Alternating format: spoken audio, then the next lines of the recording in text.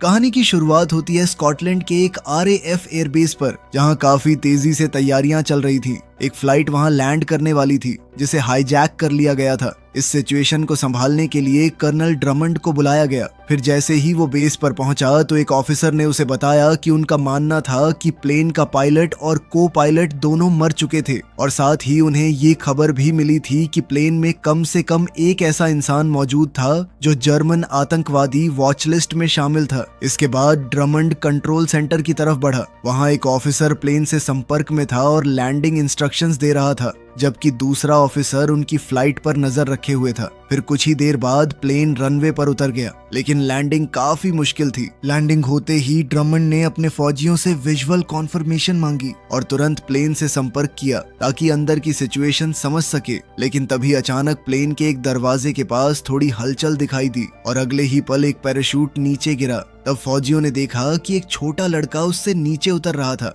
फिर ड्रमंड ने तुरंत 2 RAF ट्रक्स को हुक्म दिया कि वो लड़के को वहां से सुरक्षित ले आए। इसी बीच उन्हें कॉकपिट के अंदर एक और इंसान नजर आया। ड्रमंड ने तुरंत रेडियो पर चेतावनी दी कि अगर उसने कोई गलत कदम उठाया तो फौजी तुरंत फायरिंग शुरू कर देंगे। फिर उसने उस आदमी को पायलट सीट पर बैठने और धीरे धीरे अपने हाथ ऊपर करने को कहा, लेकिन उस आदमी ने बस इतना कहा कि उसे प्लेन से बाहर आने दिया जाए ताकि वो सब कुछ समझा सके। वो बार बार दावा कर रहा था कि वो आतंकवादी नहीं था। फिर कुछ देर बाद ड्रमंड ने अपनी ट्रांसलेटर को उस लड़के से बात करने भेजा। उस लड़के का नाम टॉम था और उस वक्त डॉक्टर्स उसका चेकअप कर रहे थे, लेकिन ट्रांसलेटर को उससे कुछ खास पता नहीं चला क्योंकि टॉम पूरी तरह शॉक में था। फिर हम एक दिन पहले की कहानी देखते हैं। एक होटल कमरे में टॉम की माँ सोफी बाथरूम में फ्लाइट के लिए तैयार हो रही थी। थोड़ी देर बाद उसने न्यूयॉर्क में मौजूद अपने डॉक्टर से फोन पर बात की, जहां वो टॉम के साथ अपनी खुफिया बीमारी का इलाज करवाने जाने वाली थी। उधर टॉम ने उन्हें बताया कि उसने उनका सामान चेक कर लिया था। फिर रात के वक्त दोनों एयरपोर्ट पहुंचे। सोफी अपने बेटे से मिली और उसके बाद दोनों सिक्योरिटी चेक पार करके वेटिंग एरिया की तरफ बढ़ गए। लेकिन फ्लाइट से पहले सोफी वॉशरूम चली गई। वहां सोफी ने अपना दवाई का बैग खोला और एक सिरिंज में दवा भरने लगी। उसके बाद उसने बॉटल से कुछ पिया और तुरंत उस ड्रिंक का असर उसके शरीर पर दिखने लगा। फिर उसने वो सिरिंज अपने अंदर इंजेक्ट कर ली। उधर वेटिंग रूम में फरीद फोन पर बात कर रहा था। तभी टॉम उससे बात करने लगा। दोनों के बीच काफी अच्छी बातचीत हुई और फिर फरीद ने उससे पूछा कि उसकी माँ कहाँ थी। खैर कुछ देर बाद सोफी भी वहां आ गई और फिर दोनों प्लेन के अंदर जाकर अपनी सीट्स पर बैठ गए। इसी बीच मेन एयर होस्टेस कॉकपिट में गई और उसने पायलट और को पायलट बास्टियन से पूछा कि क्या उन्हें कॉफी चाहिए। उसके बाद वो कॉफी लेने के लिए एयर होस्टेस स्टेशन की तरफ बढ़ गई। फिर उसने 8 बॉल को फर्स्ट क्लास में बैठे एक बदतमीज पैसेंजर को हैंडल करने को कहा। खैर कुछ ही देर में प्लेन ने जर्मनी से टेक ऑफ किया और सीधे US की तरफ निकल पड़ा।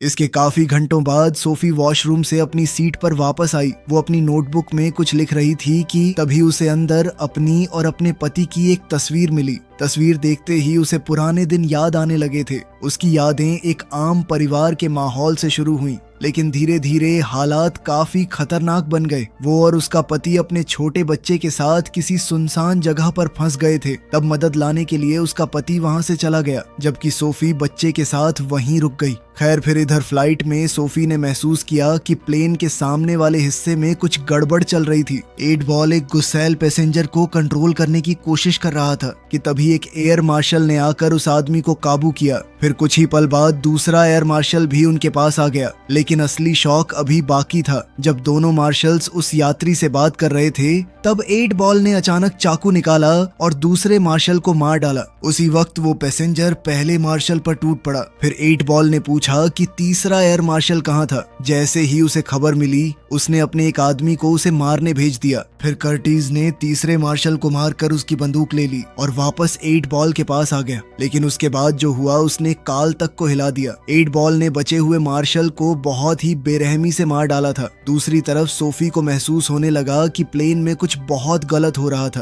तभी अचानक 8 बॉल यात्रियों के पास वापस आया और सबको अपनी सीट्स पर बैठे रहने को कहा और साथ ही उनकी तरफ बंदूक तान दी। अगले ही पल उसके बाकी साथी भी सामने आ गए और सब यात्रियों को जबरदस्ती प्लेन के पिछले हिस्से की तरफ भेजने लगे। वहीं दूसरी ओर बर्ग कॉकपिट के पास गया और उसने दरवाजा खटखटाया। जैसे ही बस्टियन ने दरवाजा खोला तो बर्ग ने उसे बताया कि मैंने पहले ही पायलट को मार दिया है। इसके बाद हाईजैकर्स ने हैच खोला और पायलट की लाश को सीधे प्लेन के नीचे वाले लेवल में फेंक दिया। उसके बाद बर्ग ने यात्रियों के लिए ऐलान किया। उसने सबको बताया कि अब प्लेन उनके कब्जे में था और सब यात्रियों को हुक्म दिया कि वो अपने हाथ सामने वाली सीट पर रखें। उधर दाढ़ी वाला आदमी यूरी ब्लैक बॉक्स के पास गया और उसे रीप्रोग्राम करने लगा। काम खत्म होते ही उसने कॉकपिट में जाकर बर्ग को इसके बारे में बताया। फिर को पायलट ने ट्रेन का रूट मोड़ दिया। वहीं दूसरी तरफ टॉम अपनी माँ के लिए डर रहा था, मगर सोफी ने उसे शांत रहने को कहा। लेकिन फिर भी टॉम ने प्लेन का प्लान देखकर उसे एक ऐसी जगह बताई जहां वो धूप से बच सकती थी। इसी बीच कर्टिस फैरिड को सीट से उठाकर प्लेन के आगे की तरफ ले गया,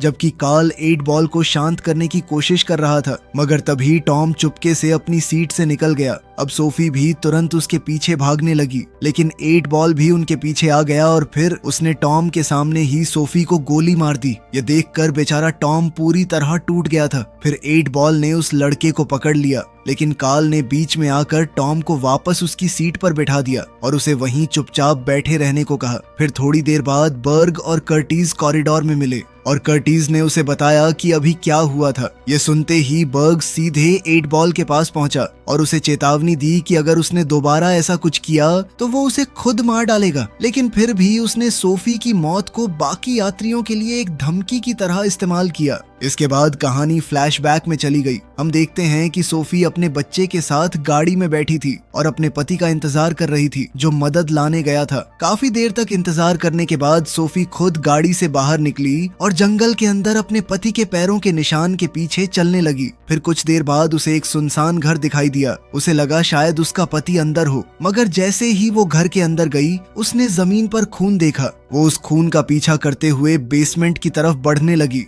कि तभी अचानक एक वैम्पायर अंधेरे से बाहर निकला और उसके पीछे भागने लगा। बेचारी सोफी ने किसी तरह बेसमेंट में खुद को बंद कर लिया, लेकिन अंदर जाकर उसके होश उड़ गए क्योंकि वहां उसका पति मरा हुआ पड़ा था। उसी वक्त वो वैम्पायर बेसमेंट की खिड़की तोड़कर अंदर घुसने की कोशिश करने लगा। सोफी ने उसे रोकने की कोशिश की, लेकिन फाइट के दौरान वैम्पायर ने उसे काट लिया और अगले ही पल सूरज की रोशनी पड़ते ही वो वैम्पायर जलकर मर गया। फिर अचानक सोफी की आंख खुली और वो वापस प्लेन में थी और अब भी जिंदा थी। फिर कुछ देर बाद सोफी को प्लेन के होल्ड एरिया से कुत्तों की आवाजें सुनाई दी तो वो हैच के जरिए नीचे उतर गई।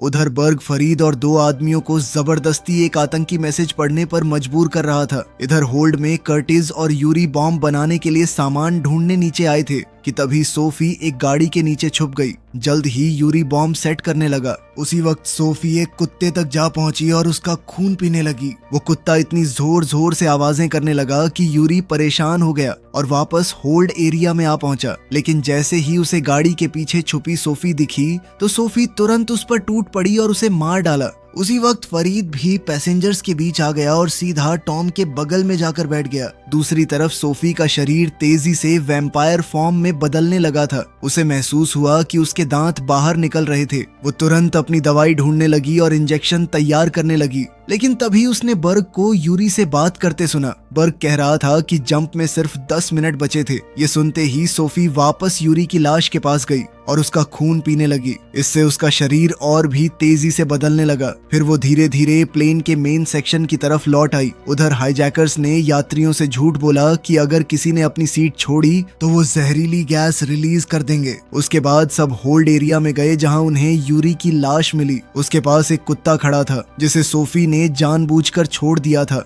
ताकि ऐसा लगे कि यूरी को उस कुत्ते ने मारा था। इसी बीच सोफी प्लेन के पिछले हिस्से में टॉम को लेने के लिए पहुंच गई थी। उसे देखते ही यात्री घबरा गए और उन्हें लगा कि अब गैस रिलीज हो जाएगी। खैर सोफी टॉम को लेकर कॉकपिट की तरफ बढ़ गई, लेकिन वहां पहुंचकर उन्हें पता चला कि पायलट्स पहले ही प्लेन छोड़कर जा चुके थे। फिर सोफी वापस यात्रियों के पास आई। उसने पूछा कि किसी को प्लेन उड़ाना आता है क्या? इस पर एक आदमी ने कहा कि मैं ट्राई कर सकता हूँ। फिर वो सोफी के साथ कॉकपिट में चला गया। अब जैसे ही दोनों अंदर गए तो सोफी ने फरीड के पहुंचने से पहले कॉकपिट का दरवाजा लॉक कर दिया। उधर हाईजैकर्स स्कूबा गियर पहनकर प्लेन से कूदने की तैयारी कर रहे थे। साथ ही बर्ग उस आदमी के संपर्क में था जो समुद्र में उन्हें पिकअप करने वाला था। वहीं कॉकपिट के अंदर सोफी का शरीर और भी खतरनाक तरीके से बदल रहा था, जिसे देखकर टॉम भी डरने लगा। तभी उस आदमी को समझ आया कि प्लेन ऑटो पायलट पर चल रहा था। इसके बाद सोफी ने सिक्योरिटी मॉनिटर में हाईजैकर्स को देखा और उस आदमी से कहा कि हाईजैकर्स के कूदने तक इंतजार करे और उसके बाद ही ऑटो पायलट बंद करे। लेकिन 8 बॉल को अब समझ आ गया था कि सोफी अभी जिंदा थी। वो उसे ढूंढने के लिए बर्ग के साथ वापस प्लेन में घुस आया। तभी एक यात्री ने उन्हें बता दिया कि सोफी कॉकपिट में थी। ये सुनते ही दोनों कॉकपिट के बाहर पहुंच गए और दरवाजा खोलने को कहने लगे। लेकिन सोफी ने कॉकपिट वाले आदमी से कहा कि प्लेन को फिर से यूएस की तरफ मोड़ दे, मगर वो आदमी बोला कि यूरोप ज्यादा पास था। लेकिन सोफी को देखकर वो इतना डर गया था कि उसने बिना बहस किए उसकी बात मान ली। फिर जैसे ही हाईजैकर्स ने प्लेन के रूट को बदलते हुए देखा तो उन्होंने एक पैसेंजर को मारने की धमकी दे दी। फिर बर्ग ने बिना सोचे उस यात्री को गोली मार दी। इसके बाद उसने सोफी से कहा कि जब तक वो कॉकपिट का दरवाजा नहीं खोलेगी तब तक वो एक एक करके सबको मारता रहेगा। उसके बाद उसने 8 बॉल को हुक्म दिया कि वो अगला शिकार लेकर आए। वो दरिंदा जब भीड़ में गया तो एक छोटी लड़की को पकड़कर बर्ग के सामने ले आया। बर्ग ने अब उस लड़की को सामने खड़ा कर दिया ताकि सोफी उसे देख पाए, लेकिन वो लड़की को कोई नुकसान पहुंचाता उससे पहले ही सोफी तुरंत कॉकपिट से बाहर निकली। अगले ही पल वो बर्ग पर टूट पड़ी और उसके गले में दांत घुसा दिए। ये देखकर बस्टियन और बाकी पैसेंजर्स की रूह कांप गई और वहीं कॉकपिट में मौजूद आदमी ने तुरंत दरवाजा बंद करके लॉक कर दिया। इधर सोफी ने बर्ग का खून पीना खत्म किया और फिर बाकी हाईजैकर्स के पीछे भागी। सब डरकर होल्ड एरिया की तरफ भागने लगे, लेकिन असली मौत का खेल अब शुरू हुआ। बर्ग का शरीर भी धीरे धीरे बदलने लगा था। फिर जैसे ही सोफी ने उसकी आवाज सुनी तो वो तुरंत वापस आई और उसका खात्मा कर दिया। इधर 8 बॉल ये सब अपनी आंखों से देख रहा था। उसके बाद सोफी कॉकपिट के दरवाजे के पास गई और टॉम को बोला कि वो दरवाजा बिल्कुल न खोले, क्योंकि वही उसके लिए सबसे सुरक्षित जगह थी। फिर वो वॉशरूम में चली गई, जहां शीशे में उसने देखा कि उसकी ट्रांसफॉर्मेशन कितनी ज्यादा बढ़ चुकी थी। दूसरी तरफ हम देखते हैं कि 8 बॉल ने सोफी का बैग चेक किया और कुछ देर बाद वो उसकी नोटबुक लेकर बाकी हाईजैकर्स के पास लौट आया। नोटबुक पढ़कर उसने सबको बताया कि सोफी असल में एक वैम्पायर थी, लेकिन कार्ल ने अपनी आंखों से कुछ नहीं देखा था। इसलिए जब बाकी लोग सोफी के हमलों के बारे में बताने लगे तो उसने किसी की बात पर यकीन नहीं किया। वो ज्यादा परेशान 8 बॉल की भयानक सोच से था। तभी 8 बॉल ने सबको एक यूवी लाइट दिखाई जिससे वो सोफी को नुकसान पहुंचाना चाहता था। उधर सोफी ने फिर से अपनी दवाई इंजेक्ट की और तभी एक और फ्लैशबैक शुरू हो गया। हम देखते हैं कि सोफी अपने बच्चे टॉम का ख्याल रखने की कोशिश कर रही थी और साथ ही अपनी खून की भूख भी शांत करने की। लेकिन जब बच्चा लगातार रोता रहा तो एक पल के लिए सोफी के अंदर का राक्षस बाहर आ गया। वो उस पर गुर्राने लगी, लेकिन अगले ही पल वो खुद को रोकने के लिए बाथरूम में भागी और अपने दांत तोड़ डाले ताकि वो टॉम को कभी नुकसान न पहुंचाए। इसके कुछ वक्त बाद सोफी वापस उसी घर में गई जहां वो वैम्पायर बनी थी। वहां उस वैम्पायर का बाप सामने आया जिसने सोफी को काटा था। उस आदमी ने बताया कि उसका बेटा कभी खुद को काबू नहीं कर पाया था, और सच तो ये था कि वो खुद भी नहीं कर पाता था, चाहे वो नॉर्मल दिखने का कितना भी नाटक करे। ये कहकर उसने सोफी को गोली मार दी, क्योंकि उसका मानना था कि उन जैसे लोग सिर्फ बदनसीबी और दर्द लेकर आते थे। वहीं प्लेन में 8 बॉल लकड़ी को छील कर एक भाला बना रहा था, जबकि बाकी हाईजैकर्स इस बात पर बहस कर रहे थे कि अब आगे क्या करना है। तब कार्ल ने बैस्टियन को समझाया कि हमारे पास बस एक ही तरीका है, किसी भी तरह कॉकपिट में घुसकर प्लेन को सही रूट पर लाना होगा। वहीं इसी बीच टॉम कॉकपिट से बाहर आ गया। अंदर मौजूद आदमी उसे रुकने के लिए चिल्लाता रहा, लेकिन टॉम ने किसी की नहीं सुनी। उसने किसी तरह वॉशरूम का दरवाजा खोलकर अपनी माँ को बाहर निकाला और जैसे ही कॉकपिट वाले आदमी ने उन्हें देखा तो उसने तुरंत खुद को वापस कॉकपिट में बंद कर लिया। उसी वक्त सोफी भी धीरे धीरे उठने लगी और सीधा 8 बॉल की तरफ बढ़ी, मगर 8 बॉल पहले से तैयार खड़ा था। उसके हाथ में लकड़ी का स्टेक और यूवी लाइट थी। अगले ही पल उसने यूवी लाइट सोफी पर डाली, जिससे उसकी त्वचा जलने लगी और वो दर्द से बेहोश होकर गिर पड़ी। ये देखकर 8 बॉल ने बाकी हाईजैकर्स को हुक्म दिया कि वो प्लेन का कंट्रोल वापस लें, जबकि वो खुद पीछे रुक गया ताकि ये समझ सके कि सोफी असल में थी क्या। तभी उसे एक सिरिंज मिली। अब वो उसमें सोफी का खून भरने लगा। अब जैसे ही वो लकड़ी के स्टेक से सोफी को मारने वाला था, तभी टॉम वहां पर आ गया और 8 बॉल पर बंदूक तान दी।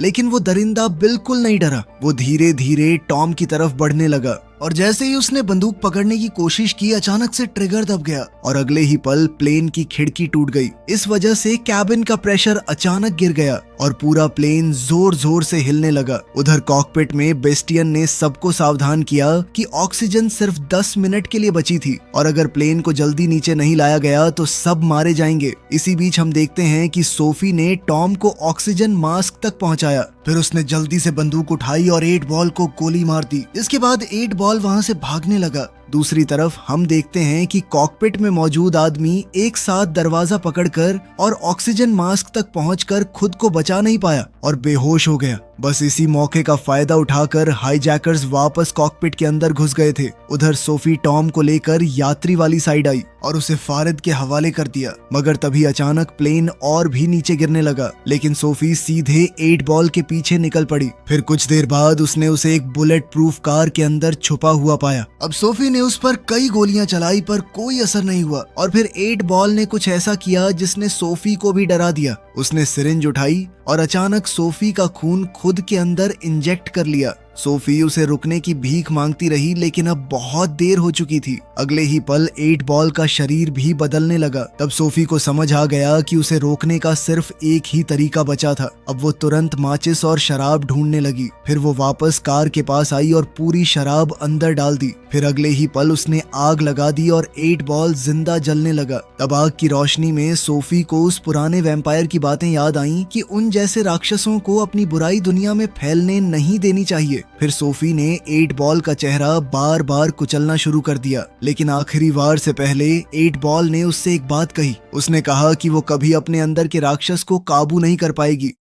इसके कुछ देर बाद प्लेन आखिरकार स्टेबल हो गया, लेकिन हाईजैकर्स ने देखा कि होल्ड एरिया में आग लगी थी। वो नीचे जाने ही वाले थे कि तब तक सोफी किसी तरह आग पर काबू कर चुकी थी और वापस प्लेन के अंदर घुस रही थी। लेकिन जैसे ही हाईजैकर्स ने उसे देखा तो उन्होंने तुरंत फायरिंग शुरू कर दी। ये देखकर सभी यात्री बुरी तरह घबरा गए और सब आगे की तरफ भागने लगे। उन्हीं में फारिड भी था जो टॉम को लेकर भाग रहा था। मगर बाद में हाईजैकर्स जब वापस बुलेट प्रूफ कार के पास पहुंचे तो उन्होंने देखा कि 8 बॉल अभी भी जिंदा था, लेकिन अगले ही पल वो अचानक कर्टिस पर टूट पड़ा और उसका खून पीने लगा। फिर वो कार से बाहर निकला और बाकी लोगों के पीछे भागने लगा। उधर सोफी ने होल्ड एरिया का दरवाजा बंद कर दिया था। तभी उसे टॉम की आवाज सुनाई दी जो चिल्लाकर कह रहा था, ये सब लोग मुझे मारना चाहते हैं। लेकिन फरीड ने तुरंत कहा कि वो उसे कोई नुकसान नहीं पहुंचाएंगे। लेकिन बाकी पैसेंजर ऐसा ही सोच रहे थे, क्योंकि उसी वक्त एक पैसेंजर ने सोफी पर गोली चला दी। ये देखते ही सोफी उस पर टूट पड़ी। बाकी लोग उसे रोकने की कोशिश करने लगे, लेकिन वो सबको झटके से हटाकर सीधे फारिद की तरफ बढ़ने लगी। लेकिन फिर टॉम ने किसी तरह उसे समझाया और फारिद को न मारने के लिए मना लिया। लेकिन इतने में उस दूसरे पैसेंजर ने उस पर बंदूक तान दी थी। लेकिन तभी सोफी को होल्ड एरिया से दूसरे वैम्पायर्स की आवाजें सुनाई दी। उसे समझ आ गया था कि अगर वो वापस प्लेन में आ गए तो सब खत्म हो जाएगा। अगले ही पल वो नीचे भागी और 8 बॉल को एक दरवाजे के पीछे बंद करने की कोशिश करने लगी। फरीद भी उसकी मदद के लिए नीचे आ गया, लेकिन 8 बॉल ने तुरंत उसे काट लिया। तभी दूसरे आदमी ने 8 बॉल को गोली मार दी जब वो दरवाजा तोड़कर बाहर निकलने लगा था। लेकिन अब फारिद जख्मी हो गया था और फिर सोफी को एक बहुत ही मुश्किल फैसला लेना पड़ा। उसने तुरंत फारिद का हाथ काट डाला ताकि इन्फेक्शन उसके पूरे शरीर में न फैल सके। इसी बीच नीचे से कर्टिस, जो पूरी तरह से वैम्पायर बन चुका था, प्लेन में घुसने की कोशिश कर रहा था। लेकिन सोफी ने किसी तरह कर्टिस और 8 बॉल दोनों को खत्म कर दिया और एयर होस्टेस को वैम्पायर बनने से बचा लिया। उसके बाद वो वापस यात्रियों के पास गई जहां उसे बस्टियन मिला। फरीद भी सबको समझा रहा था कि सोफी उनकी मदद कर रही थी। फिर सोफी बस्टियन को लेकर कॉकपिट में गई। वहां बस्टियन ने बताया कि फ्यूल बहुत कम बचा है और उन्हें जल्दी से पास में एयरपोर्ट ढूंढकर लैंडिंग करनी पड़ेगी। इसके बाद फरीद और टॉम ने सोफी को समझाया कि वो कॉकपिट के नीचे वाली अंधेरी जगह में चली जाए, जबकि फरीद खुद बस्टियन के साथ वहीं रुक गया। फिर कुछ देर बाद जैसे ही पायलट का संपर्क पास के RAF एयरबेस से हुआ तो उसने उन्हें बताया कि प्लेन हाईजैक हो गया था, लेकिन उन्होंने जैसे तैसे हाईजैकर्स को हराकर कार्गो होल्ड में बंद कर दिया था। वहीं दूसरी तरफ टॉम अपनी माँ की दवाई ढूंढने के लिए ऊपर चला गया और तभी यात्रियों को होल्ड एरिया से वैम्पायर्स की खौफनाक आवाजें सुनाई देने लगी। उनमें से एक जख्मी पैसेंजर, जो कि वैसे भी मरने ही वाला था, खुद वैम्पायर्स के पास चला गया। उसने 8 बॉल को आजाद कर दिया और खुद को काटने के लिए बोला।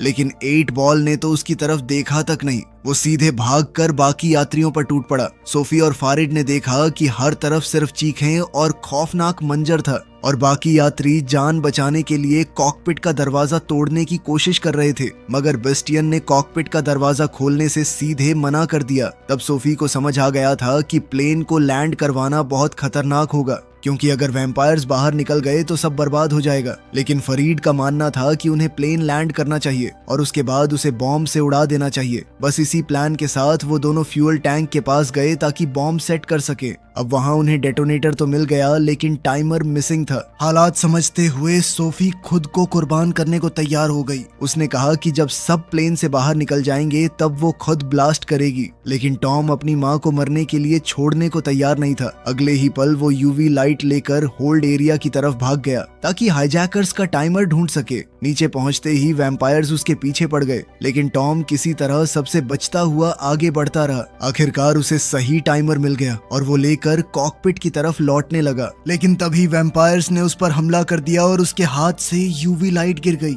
इधर कॉकपिट से सोफी यह सब देख रही थी और अगले ही पल वो टॉम को बचाने के लिए भाग पड़ी। जाने से पहले उसने बैस्टियन से पूछा कि प्लेन सही डायरेक्शन में जा रहा है ना। बैस्टियन ने बताया कि प्लेन ऑटो पायलट पर है और अब एयर ट्रैफिक कंट्रोल वालों की मदद से कोई भी सुरक्षित लैंडिंग करवा पाएगा। तब सोफी फेरिड की तरफ मुड़ी और उससे वादा लिया कि वो हमेशा टॉम का ख्याल रखेगा। उसके बाद उसने बास्टियन का खून पीना शुरू कर दिया, क्योंकि वो जानती थी कि अब वो पूरी तरह वैम्पायर बनने वाली थी। दूसरी तरफ टॉम को वैम्पायर्स ने घेर लिया था। तभी 8 बॉल ने उसकी चीख सुन ली और उसे अपना शिकार बनाने का ऐलान कर दिया। लेकिन उसके टॉम तक पहुंचने से पहले ही सोफी उस पर टूट पड़ी और फिर होल्ड एरिया में दोनों वैम्पायर्स के बीच खतरनाक फाइट शुरू हो गई। फाइट के दौरान 8 बॉल ने सोफी को काट लिया, लेकिन तब टॉम को एक खतरनाक आइडिया आया। उसने होल्ड का दरवाजा खोलकर प्रेशर ब्लास्ट करने का प्लान बनाया ताकि सोफी 8 बॉल को बाहर धकेल सके। इसी बीच कॉकपिट में फरीद ने देखा कि टॉम नीचे अकेला फंस गया था और तभी 8 बॉल किसी तरह वापस प्लेन के अंदर आ गया और सीधे टॉम की तरफ बढ़ने लगा। इधर हालात देखते ही फरीद ने ऑटो पायलट बंद कर दिया और पूरे प्लेन को एक साइड टिल्ट कर दिया। अगले ही पल सूरज की रोशनी सीधे 8 बॉल पर पड़ी और वो जलकर मारा गया। उधर टॉम ने अपनी माँ को बचाने के लिए अपना ही खून उसे पिला दिया। कुछ पल बाद सोफी होश में आ गई, लेकिन अब वो मुश्किल से खुद को कंट्रोल कर पा रही थी। वो बार बार टॉम पर हमला करने वाली थी, इसलिए उसने खुद ही उसे दूर धकेल दिया और रेंगते हुए वापस होल्ड एरिया में चली गई। इसके बाद RAF बेस पर हम देखते हैं कि टॉम बार बार ट्रांसलेटर से कह रहा था कि फरीद को बचा लो, लेकिन वो रेसिस्ट ऑफिसर कहने लगी कि फरीद मेरे लिए बस एक आतंकवादी है और कुछ नहीं। मगर टॉम बार बार उन्हें समझाने की कोशिश कर रहा था कि उसे वैम्पायर से बचाना बहुत जरूरी है, वरना सूरज ढलने के बाद सब खत्म हो जाएगा। लेकिन किसी ने उसकी बात पर ध्यान नहीं दिया। आखिरकार डॉक्टर्स ने उसे नशे की दवा देकर बेहोश कर दिया और ड्रमंड ने फिर से पूरी कमांड संभाल ली।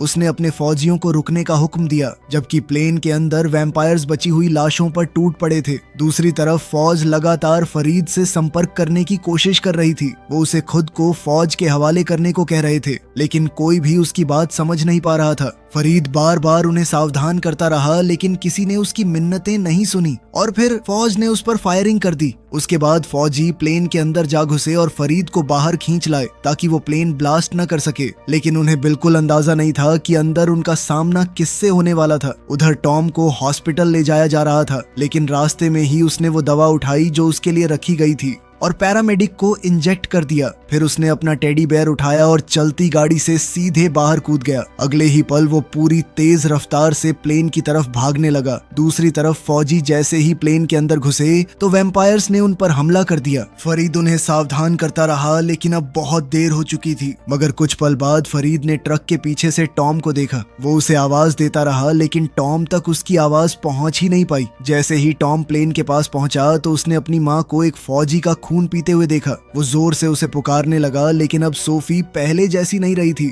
और उसी पल टॉम को समझ आ गया कि उसकी माँ सच में खो चुकी थी। फिर उसने बिना एक पल सोचे प्लेन को उड़ा दिया। इतना जबरदस्त धमाका देखकर ड्रमंड और उसके फौजी भी दंग रह गए। आखिरकार फरीद अपनी बची कुची ताकत से मलबे के पास पहुंचा, जहां टॉम अकेला खड़ा था और फिर दोनों एक दूसरे को गले लगाकर रो पड़े। वीडियो पसंद आई तो लाइक कर देना, चैनल को सब्सक्राइब कर लेना। मिलते हैं अगली वीडियो में।